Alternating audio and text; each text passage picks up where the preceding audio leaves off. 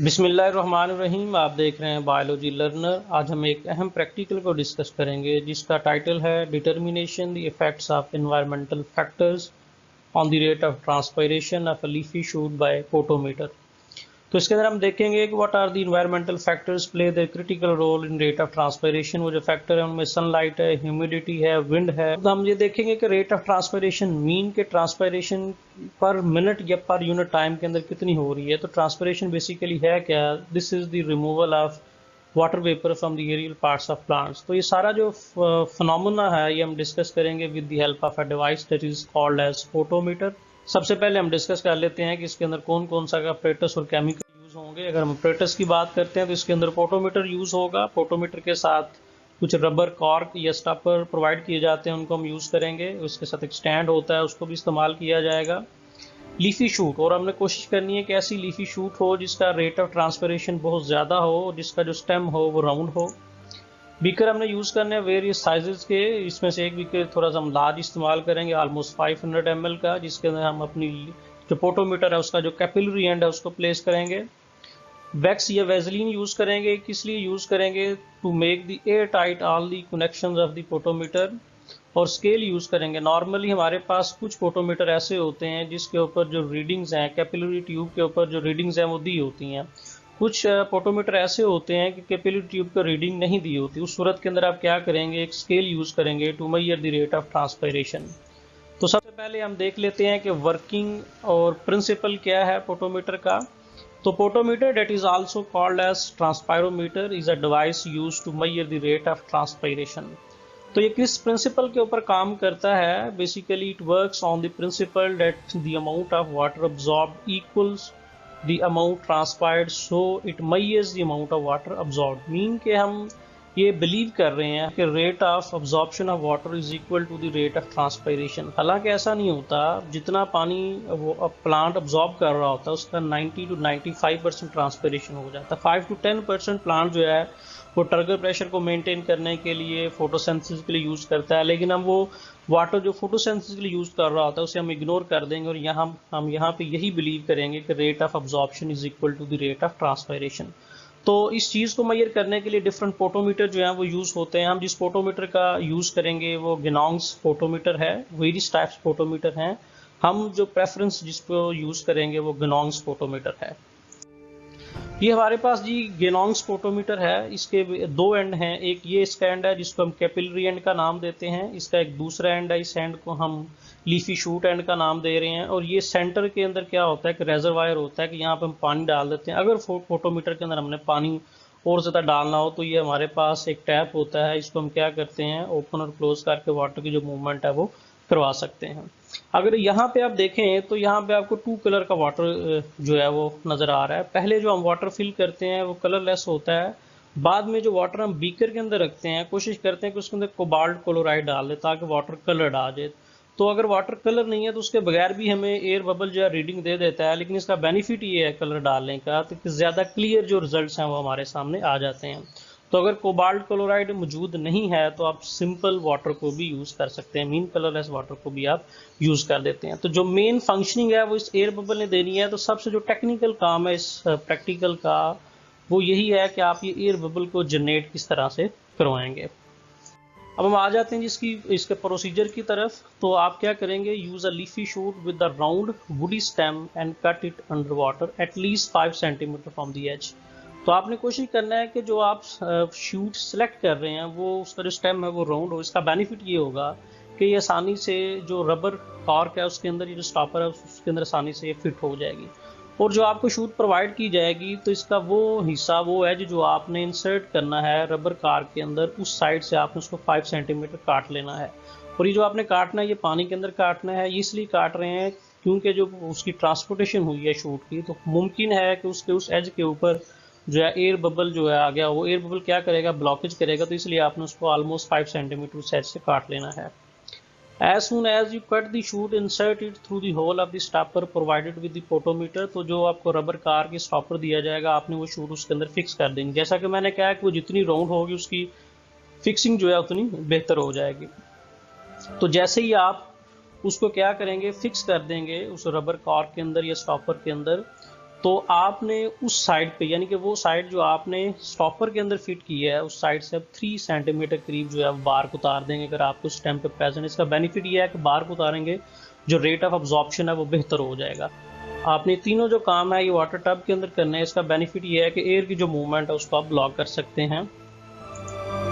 उसके बाद आप करेंगे take out the assembled potometer, जिसको आपने वाटर टब के अंदर असेंबल किया है, from the sink of water by placing thumb at the capillary tube end. तो जो कैपिलरी ट्यूब एंड है उसके ऊपर थंब रखें, क्योंकि अभी तक आपने उनको एयर टाइट नहीं किया। तो एयर टाइट नहीं होंगे तो अगर आप कैपिलरी ट्यूब के ऊपर थंब नहीं रखेंगे तो पानी सारा कैपिलरी ट्यूब एंड से निकल जाएगा। तो जैसे जब आपने उसको बाहर निकालना है तो आपने उसके कैपिलरी जो एंड है उसके ऊपर अपना थंब रख लेना है ताकि पानी बाहर की तरफ मूव ना करे। तो जैसे ही आप बाहर की तरफ उसको निकाल लेंगे तो make all connection of the apparatus air tight by vaseline और वैक्स। आप यूज़ करते हुए जो आपने प्रेटस यानी पोटोमीटर बाहर लेके आए हैं वाटर टब से, तो आपने उसको अच्छी तरह से एयर टाइट कर लेना है बाय यूजिंग वेसलीन और वैक्स।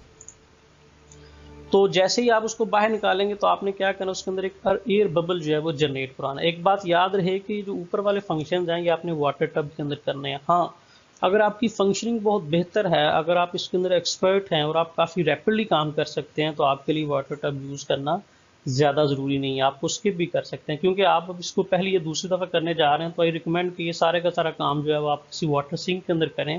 एक बड़ा सा टब लें, उसके अंदर पानी भरें, उसके अंदर ये सारा काम करें। तो आप एयर बबल कैसे जनरेट कराएंगे, वो जो कैपिलरी ट्यूब आपने यानी पोटोमीटर आपने वाटर टब से बाहर निकाला है, आप उसके कैपिलरी एंड को प्लेस कर देंगे एक बीकर के अंदर, उस बीकर के अंदर जिसके अंदर आपने कोबाल्ट क्लोराइड डाला हुआ है। तो आप क्या करेंगे, जब उसके अंदर डालेंगे आपने इससे पहले कि आप अपने थंब को छोड़ें उससे पहले आप जो रेजरवायर है उसका जो टैप है वो बंद कर लें। और जैसे ही आप ट्यूब उसके अंदर रख चुके हैं, आपने टैप बंद कर लिया, आपने क्या करना है, टैप बंद करने के बाद उसके जो कैपिलरी एंड है उसको आपने बाहर निकालना है बीकर से। बाहर निकालने के बाद आपने कोई टिश्यू पेपर या पेपर टॉवल लेके उसको टैप करना है। जब आप टैप करेंगे वाटर का 1 या 2 ड्रॉप जो है उस कैपिलरी ट्यूब से जो है वो अब्जॉर्ब कर लेगा और वहाँ पे एक एयर स्पेस जो है वो जनरेट हो जाएगी। जब आप उसको दोबारा करेंगे बीकर के अंदर, वो जो एयर स्पेस जनरेट हुई थी, जब पीछे से वाटर वो पुल करेगा, वाटर को खींचेगा, तो वो जो एयर स्पेस है वो एयर बबल के अंदर कन्वर्ट हो जाएगी। तो आपने क्या करना, reimmerse the capillary tube into the beaker of water again when an air bubble has entered the end of the tube. तो इस तरह से आपने एयर बबल जो है वो जनरेट करवा लिया। जब आपने एयर बबल जनरेट करवा लिया है तो आपने क्या करना है, इस जनरेशन के बाद आपने ऑलमोस्ट 5 मिनट वेट करना है फॉर द इक्विलिब्रियम। और आपका जो एयर बबल जनरेट करवा रहे हैं ये 3 to 6 mm लॉन्ग होना चाहिए, इससे कम नहीं होना चाहिए क्योंकि आपको रीडिंग में मसला आएगा। इससे ज़्यादा नहीं होना चाहिए, मुमकिन है कि आप इससे ज़्यादा करेंगे तो वो वाटर कॉलम को मेंटेन ना रख सके। तो जैसा कि मैंने कहा कि 5 मिनट तक आप वेट करेंगे, इससे पहले कि आप फर्स्ट रीडिंग लें 5 मिनट आप वेट करें। तो estimate the rate of transpiration by measuring the distance moved by the air bubble per unit time. Mean आप एक खास मिनट्स के बाद उसका जो रेट है वो ट्रांसपिरेशन वो ले लेंगे। सपोज करते हैं कि हम 3 मिनट के बाद पहले रीडिंग लेते हैं, उस रीडिंग के अंदर वो 12 ml जो है वाटर मूव कर चुका है। तो अब 12 को डिवाइड करेंगे 3 के ऊपर तो 4 आंसर आ जाएगा। वो जो 4 ml हैं ये 4 ml पर मिनट हैं कि 1 मिनट के अंदर आपकी जो रीडिंग आई है। तो आपने इसको ज़्यादा एक्यूरेट करने के लिए आप 2 रीडिंग लेकर उनकी एवरेज भी ले सकते हैं। अगर आपके पास इतना टाइम नहीं है तो आप 1 रीडिंग भी लेकर गुजारा कर सकते हैं। तो इससे पहले कि आपके पास रेट ऑफ ट्रांसपिरेशन पर मिनट या पर टाइम तो आ गया है, लेकिन सरफेस एरिया के साथ भी आपने इसको लेना है। तो इससे पहले आप क्या करेंगे, लीफ का सरफेस एरिया फाइंड आउट करेंगे। उस फाइंड आउट करने के लिए आप ग्राफ पेपर को यूज़ करेंगे। फॉर एग्जांपल हमने क्या किया, ये ग्राफ लिया, उस ग्राफ के ऊपर हमने एक लीफ का जो है स्केच बना लिया। जब आप स्केच बनाएंगे तो आपको ये जो बॉक्स नज़र आ रहे हैं, ये स्क्वायर नज़र आ रहा है। एक जो स्क्वायर है वो 4 स्क्वायर सेंटीमीटर के बराबर इक्वल है। तो यही जिस तरह जो ग्राफ आप यूज़ करेंगे उसके ऊपर उसने मेंशन किया होगा कि यहाँ पे ये स्मॉल बॉक्स या लार्ज बॉक्स जो है इतने एरिया के बराबर है। जब आप इसको ड्रॉ कर लेंगे, इसका स्केच ले लेंगे फिर अपने ग्राफ के ऊपर, तो आपको यहाँ पे कुछ इसके सरफेस एरिया के बॉक्सेस ऐसे नज़र आएंगे जो कम्प्लीटली लीफ सरफेस एरिया के अंदर आ रहे हैं। कुछ ऐसे हैं जो सरफेस एरिया के अंदर नहीं आ रहे होंगे। फॉर एग्जांपल ये 3 और 4 ये हाफ से भी कम जो है सरफेस एरिया के अंदर आ रहे हैं, बाकी सरफेस एरिया के बाहर हैं। तो आपने 2 चीज़ों को यहाँ पे याद रखना है कि वो जो फुल सरफेस एरिया के अंदर आ रहे हैं उनको आपने काउंट कर लेना। फॉर एग्जांपल 1 to 8 हमारे पास ये बॉक्सेस ऐसे हैं, स्क्वायर ऐसे हैं जो डायरेक्टली लीफ सरफेस एरिया के अंदर आ रहे हैं। अब कुछ ऐसे हैं जो हाफ हैं, कुछ हाफ से कम है, कोई बहुत ही कम है। तो हम क्या कर लेते हैं, ऑन एवरेज जितने भी लीफ सरफेस एरिया से बाहर आ रहे हैं, मीन के कुछ उनका एरिया लीफ सरफेस एरिया के अंदर है, बाकी बाहर है, आप उनको जो हाफ कंसिडर कर लेते हैं। तो हम पहले काउंट कर लेते हैं कितने हैं।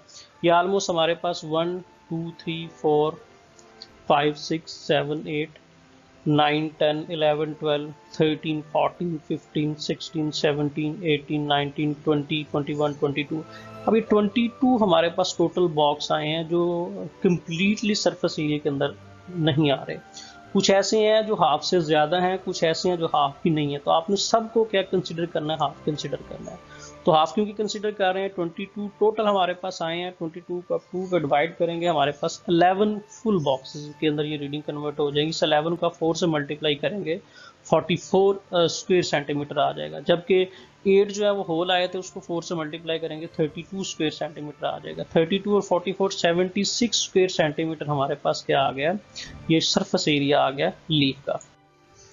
तो जब आपके पास आएगा तो आपने क्या करना है, transpiration rate can be express in terms of water transpired per unit time per unit area of the leaf surface. तो आपने जितना आपके पास ट्रांसपिरेशन आया एक स्पेसिफिक टाइम के अंदर, तो आपने फॉर एग्जांपल हम कहते हैं 20 ml आ रहा है 3 मिनट्स के अंदर, तो आप 20 को 3 से डिवाइड करेंगे और उस 3 को आप जितना आपका लीफ का सरफेस एरिया है, यहाँ पे 76 आ रहा है, 76 से डिवाइड कर देंगे, तो आपके पास जो ट्रांसपिरेशन रेट आ जाएगी वो इस यूनिट के साथ आएगी कि per unit time per unit area के साथ आपके पास जो है वो रेट ऑफ ट्रांसपिरेशन आ गया है।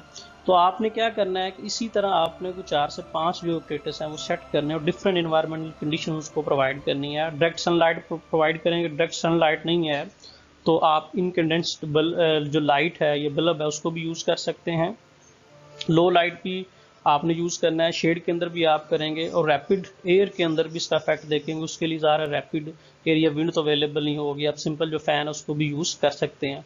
तो स्टिल एयर के लिए आप सिंपल आपका जो लैब इन्वायरमेंट है वो काफ़ी, आपने ह्यूमिडिटी का इफेक्ट भी देखना है। उस ह्यूमिडिटी के इफेक्ट को देखने के लिए आप क्या करेंगे, आपका जो फोटोमीटर ऑपरेटस जो आपने असेंबल किया उसके ऊपर आप एक जो है वो शॉपिंग बैग जो है, शॉपिंग बैग उसको कवर कर देंगे ताकि ह्यूमिडिटी का जो इफेक्ट है वो भी आपके पास आ जाए।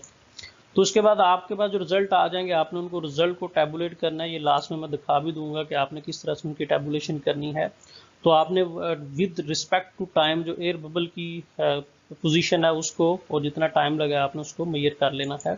उसके बाद आपने ग्राफ बनाना है। आप जो ग्राफ बनाएंगे, आपने जो पोजीशन ऑफ बबल है यानी किस पोजीशन पे है, 1 पे है, 2 पे है, 2.5 पे है, 2.7 पे है, उसकी पोजीशन को आपने वाई एक्सिस पे रखना है और टाइम को आपने एक्स एक्सिस पे रख के ग्राफ बना लेना है। अब जब ग्राफ बन जाएगा तो ग्राफ किस तरह से आएगा, अगर तो आपके पास ग्राफ स्ट्रेट लाइन आता है, मीन के if graph is nearly straight line, what does this indicate about the rate of transpiration. तो अगर आपके पास स्ट्रेट लाइन आ रहा है तो इससे क्या मुराद है, इसके बारे में आप सोचें कि स्ट्रेट लाइन जो ग्राफ है वो क्या हमें इंडिकेशन दे रहा होता है, उसका रेट ऑफ ट्रांसपिरेशन किस तरह से होगा अगर ग्राफ जो है वो स्ट्रेट लाइन आ रहा होता है। तो आज के लिए इतना ही, दुआ में याद रखिएगा। अल्लाह हाफिज़।